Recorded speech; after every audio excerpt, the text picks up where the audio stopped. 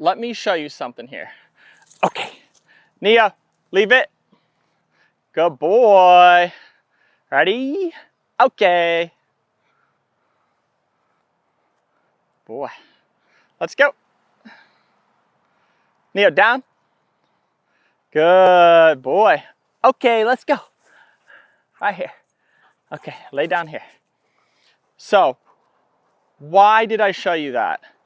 I want you to understand as you're going through our different programs what things mean when we say we're going to teach your dog sit or down or stay or come, the level we're talking about, okay?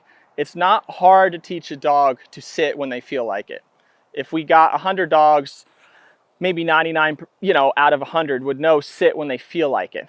But how many out of 100, if you throw the ball and you have them sit, even just a basic sit, how many would do it? Coming to you, going away from you, this distraction, that distraction.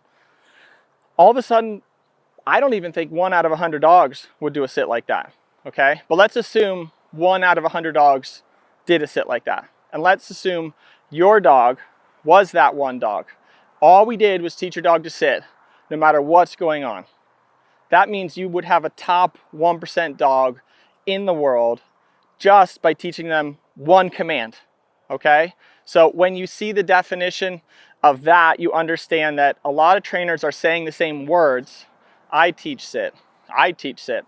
And then there's a lot of confusion that comes from that because there's different ways of doing it.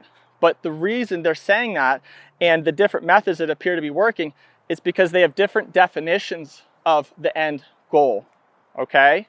So I just want you to understand that when you're going through all your programs and what you're seeing that we're teaching your dog.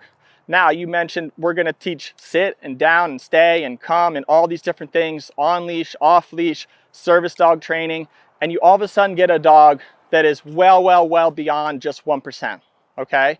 Now, I want to show you something else, so let's go over here. Nia, ready? Drop it. Okay, let's go. So, we have a road over here, okay? There's a few different ways I could have a dog not go on the road. Of course, I could give him a command, right? Neo, heel.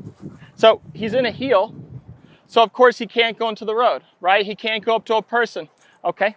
But what if he's just free, right? And I don't say anything. Is he allowed to go into the road now? Okay? Is it because he was in a sit or a down or a stay or a come that he didn't go into the road? Okay? Or is it just a default setting? This is a real situation. There's real cars, real dangers. Let's be honest, I don't want to have to micromanage every little thing that my dog does, okay? So in order for me to not have to live like that, I want to let them be a dog. I have to make sure that they're really good at the default settings. You see cars driving by right now. Maybe a GPS is taking that car somewhere. Maybe that car knows I'm turning right at this stop sign. But guess what? That's not what makes me like that person. What's nice is that they didn't rob the banks, they didn't speed, they didn't do a million things on the road, which are just nice qualities, okay? So it's very important that we teach your dog what to do. Yes, we need commands, but equally as important, we need to have your dog understand all your default settings. Just don't do this, okay? For me, I would like it if he just doesn't go up to people or things. I'll give him a command if I want him to.